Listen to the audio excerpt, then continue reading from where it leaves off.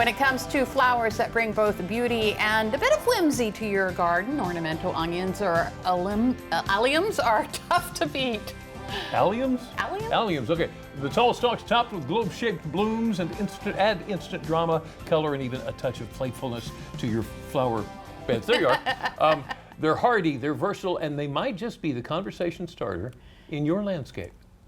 And to help us dig a little deeper into the world of ornamental onions, we're joined by gardening expert Ginny Rosenkranz from the University of Maryland Extension, and she brought your friend, your ornamental onion friend, here that's hiding Jimmy.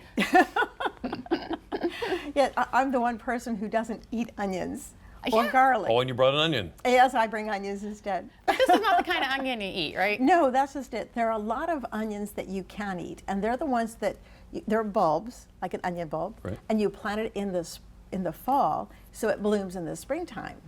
This starts out as a bulb, but then it has rhizomes, which are real strong underground roots that kind of like go from here to there, and then they start more flowers. Okay. So it's really cool.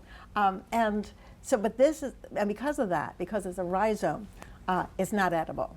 Okay. Yeah, but it blooms in the summertime. So you can have the spring blooming ones, and then you can have the summer to fall, which is what these guys do. And this is a popular choice among gardeners.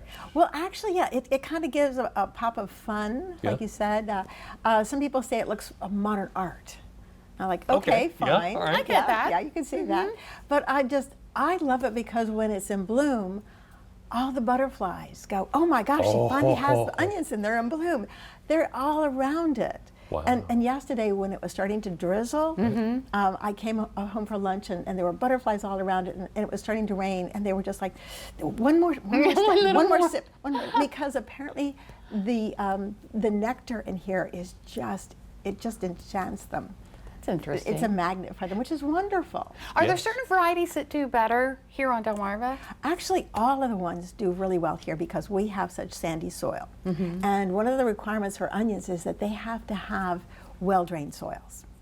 So if you have clay, that's not a problem because you can go ahead and add organic matter like compost, and clay sort of like builds up like plates like this. Right. And if you add organic matter to it, like compost, it kicks that up and gives you more air holes and all that kind of stuff. So it's for good drainage and good aeration, and so they're really happy with that too. So this is always my question. Yes. When's the best time to plant?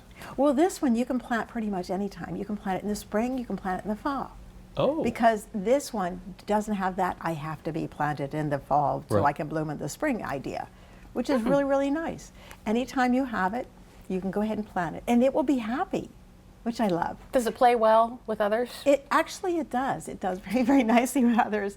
And the nice thing about it is it blooms for 4 months almost. Not 4 months, but I mean like from now, okay, we're in, what are we are? In mid-August. August, yeah. It started to bloom a little bit in July, the end of July. So it blooms, depending on, when you plant it, but, this was the first year, and it was a teeny tiny little pot, like a 4-inch pot. Oh. Now it's in this, it's going to bloom a lot more, but it usually starts to bloom in July, August, September, and into October. 4 months. That's incredible. That's wonderful. Now, the one thing I was reading that I take a lot more seriously now because I have not done it properly. Some plants, when they go to seed, they throw their seeds everywhere, and then you have babies everywhere, and others, they don't do that.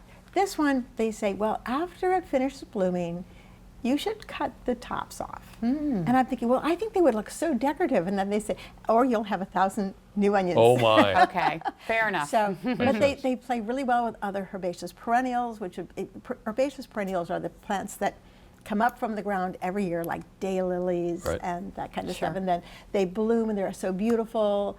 And they say green until fall, and then the winter kills the top off, but not the roots. Okay. And that's kind of how this does. So that's really, really nice. Well, ornamental onions, who knew? Thank you so much, Ginny Rosenkranz, University of Maryland Extension. Thank you. Thank you for having me.